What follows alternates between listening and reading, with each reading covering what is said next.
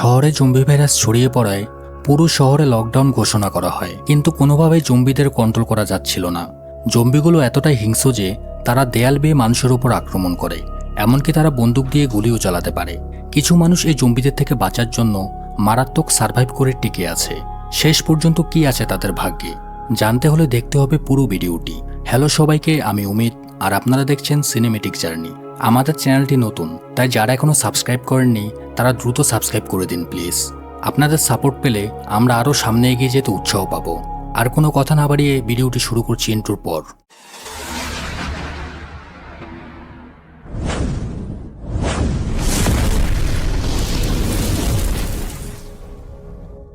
গল্পের শুরুতে জঙ্গলের ভেতর একটা পরিত্যক্ত বাড়ি দেখানো হয়, যেখানে আশেপাশে কোনো মানুষের বসতি নেই। আর এই কারণেই নিজেদের ব্যক্তিগত সময় কাটানোর জন্য সেখানে ট্রেভার আর তার গার্লফ্রেন্ড নিনা এবং তার আরেক বন্ধু কেল ও তার গার্লফ্রেন্ড জেনিফার সেখানে গিয়েছে, যাতে করে তারা নিজেদের ইচ্ছেমতো সেখানে সময় কাটাতে পারে।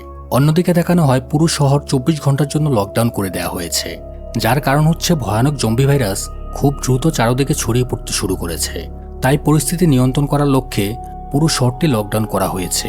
এই পরিস্থিতি মোকাবেলার সম্পূর্ণ দায়িত্ব দেওয়া হয়েছে এই দেশের সেনাবাহিনীর ওপর, যাতে করে শহরের কেউ বাইরে যেতে আর বাইরের লোকজন শহরের ভেতর প্রবেশ করতে না পারে। দেশের বড় বড় ডাক্তাররাও এই ব্যাপারটা নিয়ে গবেষণা শুরু করে দিয়েছে, কিন্তু তারা এটা বুঝে উঠতে পারছে না এই ভাইরাস কিভাবে এসেছে আর কিভাবে এটার প্রতিকার করা যাবে। ভাইরাস আক্রান্ত মানুষের সাথে কি হতে পারে তা নিয়ে এখন পর্যন্ত কারোরই ধারণা নেই।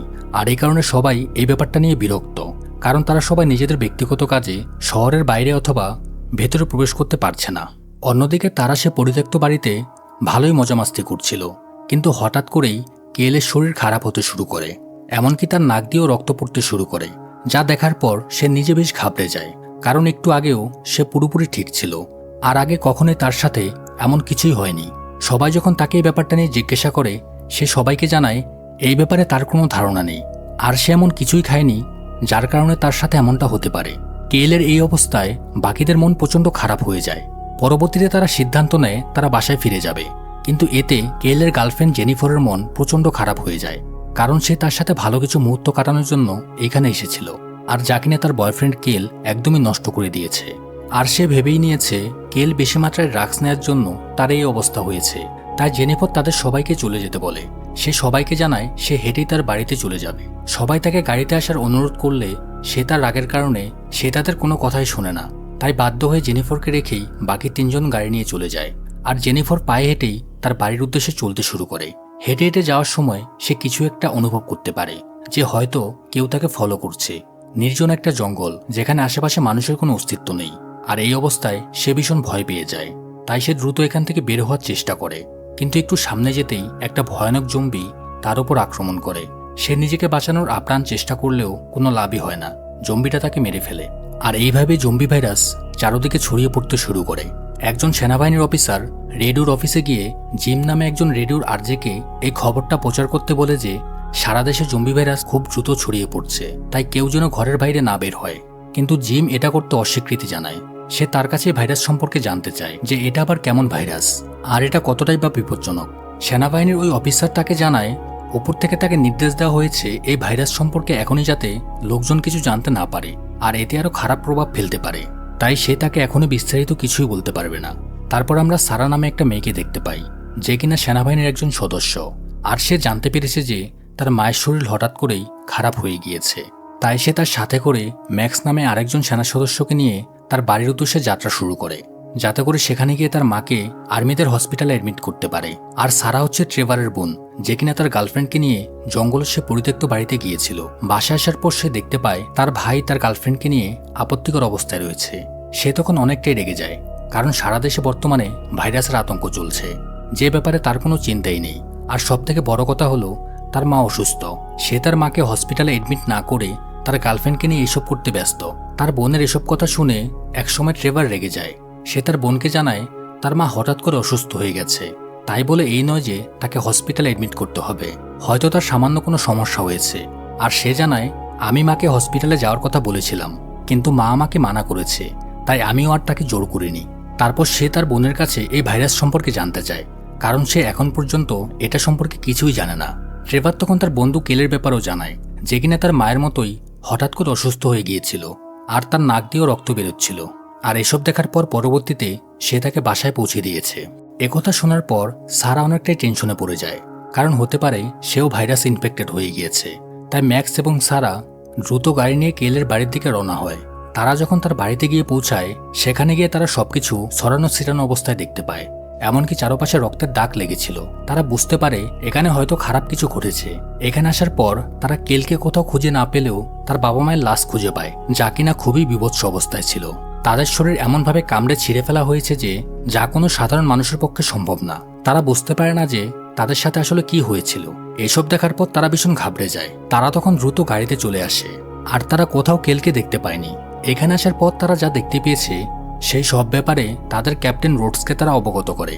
তারপর তারা বাড়ির দিকে যেতে থাকে। বাসায় যাওয়ার পর তারা তার মাকে দ্রুত গাড়িতে করে হসপিটালে যাওয়ার উদ্দেশ্যে রওনা হয়।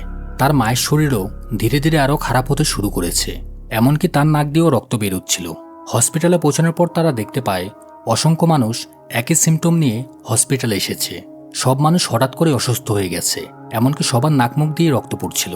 আর এই কারণে লোকজন হসপিটালে ভিড় করেছে। সেখানে কোনো রকম দাঁড়ানোর জায়গা নেই। কোনো উপায় না পেয়ে সারা তার মাকে ওয়েটিং লিস্টে বসিয়ে রাখে। কতক্ষণ তাদের এইভাবে বসে থাকতে হবে তার কোনো ঠিক নেই। আর এই মুহূর্তে ওয়েট করা ছাড়া তাদের কাছে অন্য কোনো রাস্তাও নেই। তখন তাদের সামনে ড্যানিয়েল নামক একজন সেনা সদস্য আসে। ড্যানিয়েল সারাকে জানায় যে ডক্টর লোগান তার সাথে দেখা করতে যায়। ডক্টর লোগান আসলে জানতে চায় যে কেলের ঘরে আসলে কি হয়েছিল, আর তখন সারা তার সাথে দেখা করতে যায়। ডক্টর লোগান কেলের ঘরে থাকা তার বাবা মায়ের লাশের ব্যাপারে তাকে জিজ্ঞেস করে যে লাশগুলো দেখার পর তার কাছে কি মনে হয়েছে, এটাকে কোনো মানুষ করতে পারে নাকি কোনো জানোয়ারের দ্বারা তার আক্রমণ হয়েছিল। ডক্টর তাকে সব বিস্তারিত বলতে বলে। সারা তাকে জানায় সে খুব সামনে থেকে না দেখলেও তার কাছে মনে হয়েছে এটা কোনো মানুষের কাজ, কারণ ক্ষতস্থানগুলো জন্তু জানোয়ারের কামড় বলে তার কাছে মনে হয়নি। এইসব শোনার পর ডক্টর তাকে বলে একটা মানুষ কিভাবে এত হিংস্রভাবে অন্য একজন মানুষকে কামড়ে মেরে ফেলতে পারে। তবে যাই হোক, এই ব্যাপারটা নিয়ে পরে তারা ইনভেস্টিগেট করবে। একটু পর দেখা যায় ট্রেভারের গার্লফ্রেন্ড নিনা তার বাবাকে নিয়ে এই হসপিটালে এডমিট করেছে। তারও সবার মতো সেম সমস্যা ছিল। নিনা ও ট্রেভার সেখানেই ছিল, কিন্তু ভাইরাস খুব দ্রুতভাবে তার শরীরকে কাবু করে নিচ্ছিল। তার শরীরে সব জায়গায় পরিবর্তন হতে দেখা যায়, এমনকি সে ধীরে ধীরে জম্বি হতে শুরু করে। এইসব দেখার পর নিনার মা সহ নিনা ও ট্রেভার ভীষণ ঘাবড়ে যায়। সে পুরোপুরি জম্বিতে কনভার্ট হওয়ার পর তার ওয়াইফকে হিংস্রভাবে সে আক্রমণ করে। চোখের সামনে এইসব দেখার পর নিনা ও ট্রেভারের চোখ একদমই কপালে উঠে যায়। তার মাকে বিভৎসভাবে কামড়িয়ে তাদের সামনে এসে মেরে ফেলে। প্রচণ্ড ভয় পেয়ে তারা দুজন সেখান থেকে পালানোর চেষ্টা করে। আর ততক্ষণে হসপিটালের সব পেশেন্ট একে একে জম্বি হতে শুরু করেছে। পরিস্থিতি একদম নাগালের বাইরে চলে যায়। অন্যদিকে দেখানো হয় শহরের পাওয়ার প্ল্যানেটে কাজ করা বেশিরভাগ শ্রমিক একইভাবে জম্বি হয়ে গিয়েছে। এখানে একটা বড় ধরনের হট্টগোল বেঁধে যায়। কেউ কেউ আবার পাওয়ার প্ল্যানেটের ভিতরে চলে যায়, যার কারণে বড় ধরনের একটা শর্ট সার্কিট হয়। আর এতে করে পুরো শহরের বিদ্যুৎ সংযোগ বিচ্ছিন্ন হয়ে যায়। একে তো সব মানুষ জম্বি হতে শুরু করেছে, এর উপর আবার ব্ল্যাক আউট। সব মিলিয়ে চারদিকে একটা ভয়ানক অবস্থা বিরাজ করছে। এদিকে কিছু সেনাবাহিনীর লোকজন কেলের বাড়িতে আসে সবকিছু ইনভেস্টিগেট করার জন্য। আর কিছুক্ষণ পর সেখানে কেলকে দেখানো হয়, যে কিনা পুরোপুরি হিংস্র এক জম্বিতে কনভার্ট হয়ে গিয়েছিল। মানুষের উপস্থিতি টের পাওয়া মাত্রই সে তাদের উপর আক্রমণ করে, আর যার কারণে সেখানে থাকা সবাই জম্বি হয়ে যায়। পুরো শহরটাই ধীরে ধীরে জম্বিদের নিয়ন্ত্রণে চলে গিয়েছিল। তারপর সে রেডিও স্টেশনকে দেখানো হয়, যেখানে জিম সাথে ওই সেনা সদস্য লোকটি ছিল। তারা বাইরে কিছু একটা দেখতে পায়, যা তাদের কাছে মোটো স্বাভাবিক কিছু মনে হয় না। ভালোভাবে দেখার জন্য তারা তখন বাইরে আসে এবং সেনাবাহিনীর লোকটি বন্দুক তাক করে সামনে এগোতে থাকে। তখনই হঠাৎ করে একটা জম্বির দল তার ওপর আক্রমণ করে তাকে মেরে ফেলে। এইসব দেখার পর জিমের অবস্থা একদম নাজেহাল হয়ে যায়। আর তখনই জম্বিগুলো তাকে দেখতে পেয়ে তার দিকে ধেয়ে আসতে শুরু করে। প্রাণ বাঁচাতে সে দৌড়ে রেডিও স্টেশনের ভেতরে গিয়ে দরজা বন্ধ করে দেয়, আর কোনো মতে সে নিজেকে বাঁচিয়ে নেয়। এদিকে হসপিটালের দৃশ্য দেখানো হয়, যেখানে ট্রেভার আর নিনা জম্বিদের থেকে বাঁচতে সার্ভাইভ করছিল। জম্বিগুলো তাদের পিছু ধাওয়া করতে থাকে। কিছু কিছু জম্বি আবার টিকটিকের মতো দেয়াল বেয়ে ডক্টর সহ অন্যান্য মানুষদের উপর আক্রমণ করে। আর এভাবেই একে একে জম্বি বাড়তেই থাকে। জম্বিদের হিংস্র থাবায় চারদিকে যেন ভয়ানক অবস্থা। ট্রেভার আর নিনা কোনো মতে নিজেদের বাঁচিয়ে হসপিটাল থেকে বাইরে আসতে সক্ষম হয়, কিন্তু তারা বাইরে আসতে পারলেও ট্রেভারের বোন সারা এখনও হসপিটালের মধ্যে অবস্থান করছিল। তার সাথে ক্যাপ্টেন রোড সহ ম্যাক্স ও ডক্টর লোগান ছিল। জম্বিরা তখন ক্যাপ্টেন রোডসের উপর আক্রমণ করে। নিজেকে বাঁচানোর জন্য সে বন্দুক দিয়ে তাদের উপর গুলি করার চেষ্টা করে, কিন্তু তাতে কোনো লাভ হয় না। আর সাথে সাথেই তাকে সেখানে মেরে ফেলে। তারপর জম্বিগুলো বাকিদের উপর আক্রমণ করতে গেলে তারা অনেক কষ্টে নিজেদের যান বাঁচিয়ে হাসপাতালের একটা স্টোররুমে এসে লুকিয়ে পড়ে। তারা এখানে ঢোকার পর স্টোররুমের দরজাটি ভালোভাবে সিকিউর করে রাখে, যাতে জম্বিগুলো দরজা ভেঙে ভিতরে প্রবেশ করতে না পারে। কিন্তু তারা ভুলবশত গাড়ির চাবিটি বাইরে ফেলে এসেছে। এখন হয় তাদের এখানে আটকে থাকতে হবে, আর হসপিটাল থেকে বাইরে যেতে চাইলে বাইরে গিয়ে গাড়ির চাবি খুঁজে আনতে হবে। তারা এখানে ভালোভাবে ফেঁসে গেছে, কারণ তাদের কাছে কোনো অস্ত্রই ছিল না। একটা বন্দুক ছিল, তাও আবার ক্যাপ্টেন রোডসের কাছে, যে কিনা বাইরে মরে পড়ে আছে, আর এতক্ষণে সে হয়তো জম্বি হয়ে গিয়েছে। তারা বুঝতে পারে না এই পরিস্থিতিতে তাদের কি করা উচিত। এদিকে ট্রেভার এবং নিনা জম্বিদের থেকে বাঁচতে জঙ্গলের ভেতর দিয়ে দৌড়াচ্ছিল। সামনে যেতে যেতে তারা সেই রেডিও স্টেশনের কাছাকাছি চলে আসে। রেডিও স্টেশনের উপরে তারা একটি মানুষের ছায়া দেখতে পায়। তারা বুঝতে পারে সেখানে গেলে হয়তোবা তারা জম্বিদের থেকে বাঁচতে পারবে। কিন্তু রাস্তার আশেপাশে পুরো জায়গাটা হিংস্র জম্বি দিয়ে একদম পরিপূর্ণ ছিল, আর জম্বিগুলো তাদের উপস্থিতি টের পেলে তাদের আর রক্ষা হবে না। তাদের কাছে অন্য কোনো উপায় না থাকায় তারা দ্রুত সেখানে যাওয়ার চেষ্টা করে, কিন্তু সেখানে যেতে পারলেও তারা দেখতে পায় দরজাটি ভেতর থেকে বন্ধ রাখা হয়েছে। তারা দরজাটি ধাক্কা দিয়ে খোলার চেষ্টা করলে সেখানে থাকা সব জম্বি তাদের উপস্থিতি টের পেয়ে যায়, এবং জম্বির একটা বড় দল তাদের দিকে ধেয়ে আসতে শুরু করে। কিন্তু জিম তখন সময় মতো তাদের ভেতরে নিয়ে আসে। ভাগ্য ভালো থাকায় এবারও তারা বেঁচে যায়। এখানে আসার পর তারা আরও একটি কাপলকে দেখতে পায়, যারা কিনা তাদের মতোই জম্বিদের ভয়ে এখানে এসেছিল। পরবর্তীতে জিম তাদেরকে এখানে আশ্রয় দিয়েছে। এদিকে হসপিটালে আটকা পড়া সারা সহ বাকিরা এখান থেকে বের হবার উপায় খুঁজতে থাকে। সারা জানায় তাদের সবাইকে এয়ার ভেন্টিলেশনের পথ দিয়ে করিডোর পর্যন্ত যেতে হবে, যাতে তারা রোডসের সে বন্দুক এবং ম্যাক্সের সে গাড়ির চাবিটি নিতে পারে, আর এটাই একমাত্র রাস্তা।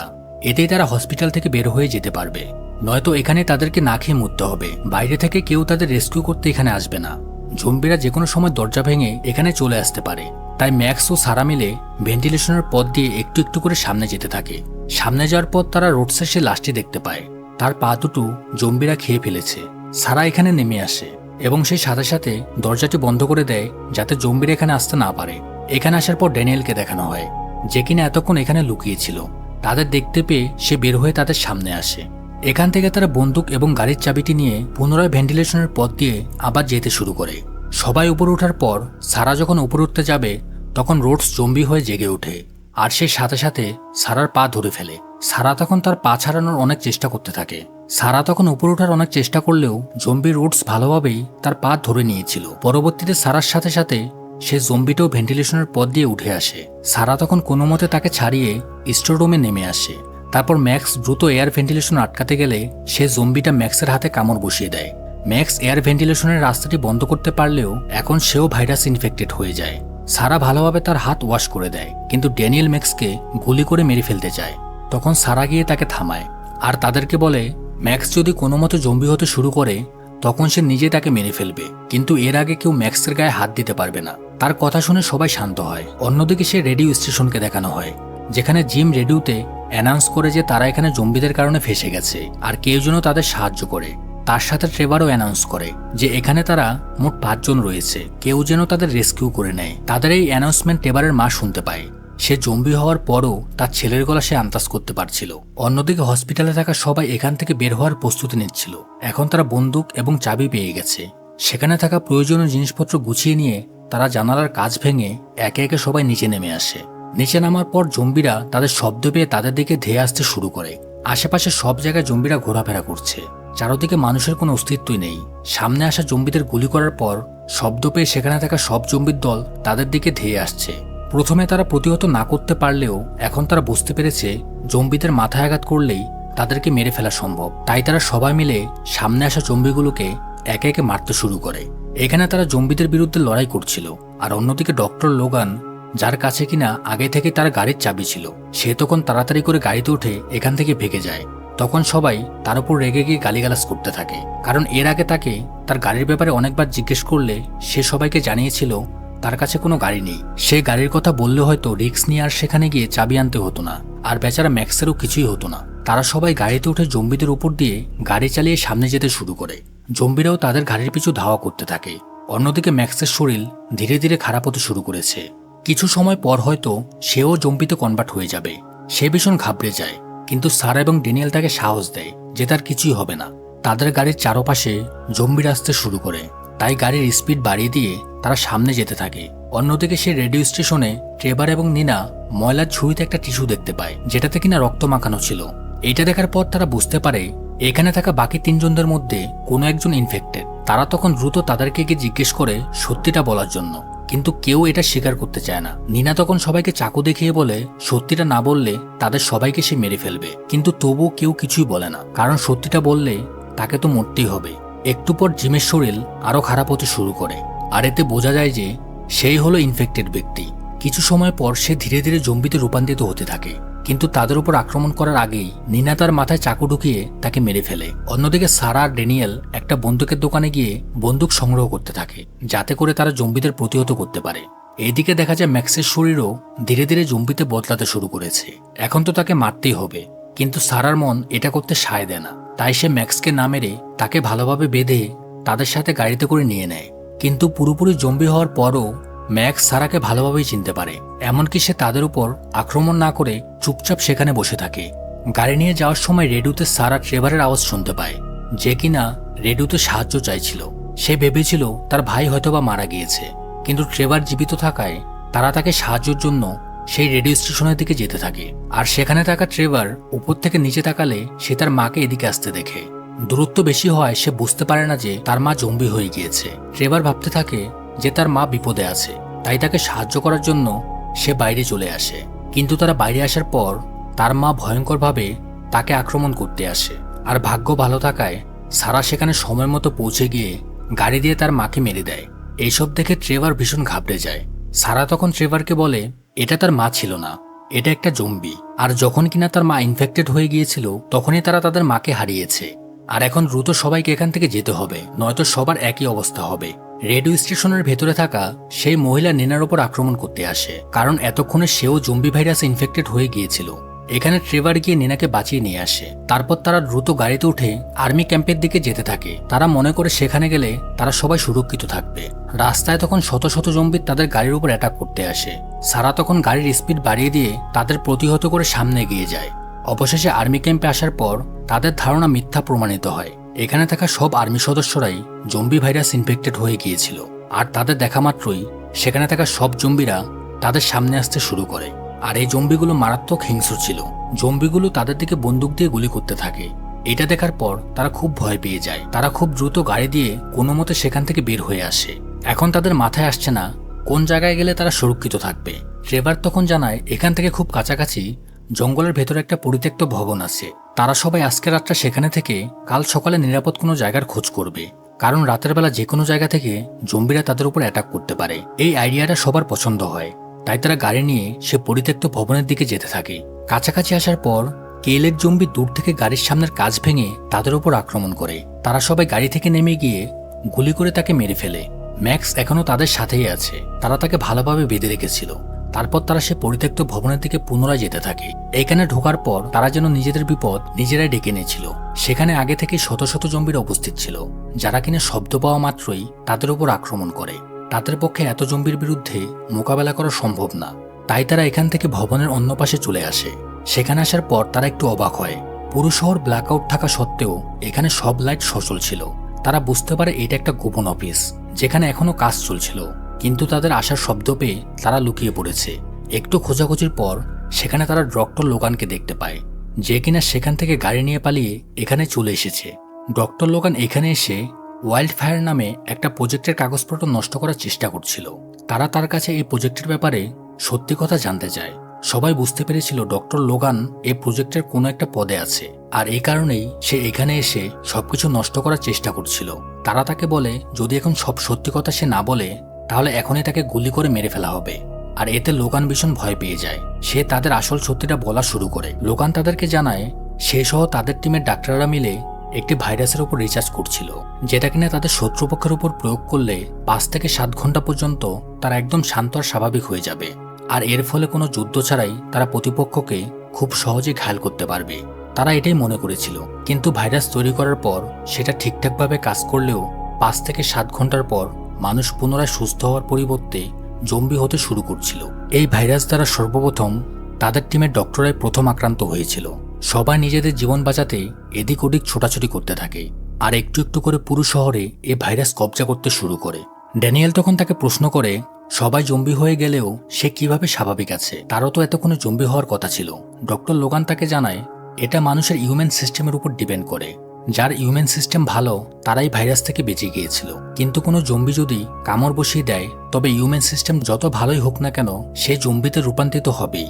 আর তাদেরকে যত দ্রুত সম্ভব এখান থেকে দূরে কোথাও চলে যেতে হবে, কারণ এই জায়গাতেই সবচেয়ে বেশি জম্বি রয়েছে। আর তার কথা অনুযায়ী সবাই দ্রুত সেখান থেকে বের হওয়ার চেষ্টা করে। হেঁটে হেঁটে যাওয়ার সময় ওপর থেকে একটা জম্বি স্পাইডারম্যানের মতো এসে তাদের পেছনে থাকা ডক্টর লোগানকে তুলে নিয়ে যায় আর তার পুরো শরীর বীভৎসভাবে কামড়ে দিয়ে তাকে নিচে ফেলে দেয়। এই দৃশ্য দেখার পর সবাই একদমই শকড হয়ে যায়। তারা এবার বুঝতে পারে এখানে থাকা জম্বিরা কতটা ভয়ানক, আর এখানে যে কোনো সময় যে কারোর সাথেই খারাপ কিছু হয়ে যেতে পারে।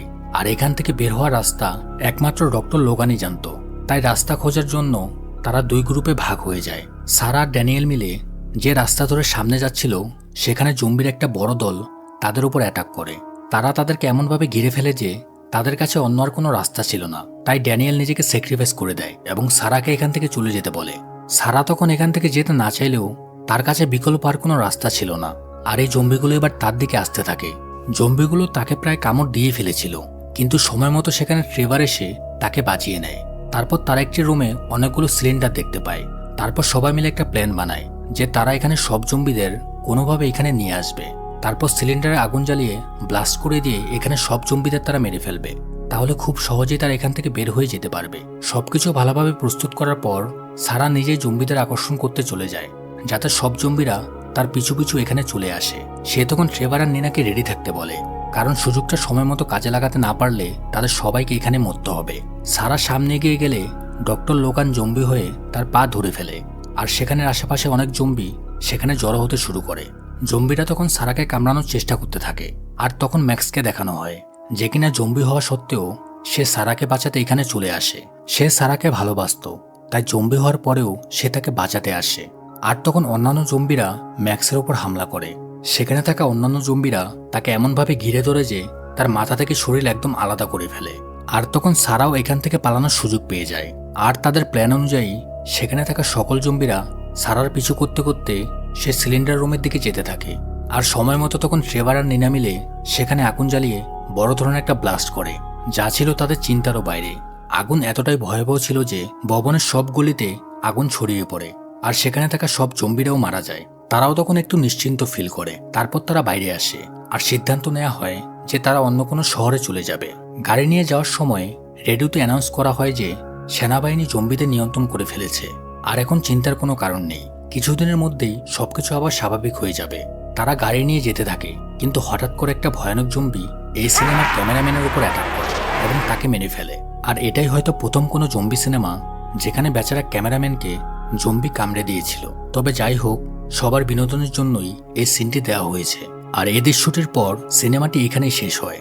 সিনেমাটি কেমন লেগেছে সবাই অবশ্যই কমেন্ট করে জানাবেন। আর নতুন হলে অবশ্যই আমাদের চ্যানেলটি সাবস্ক্রাইব করে ভিডিওটি একটা লাইক দিয়ে দিন।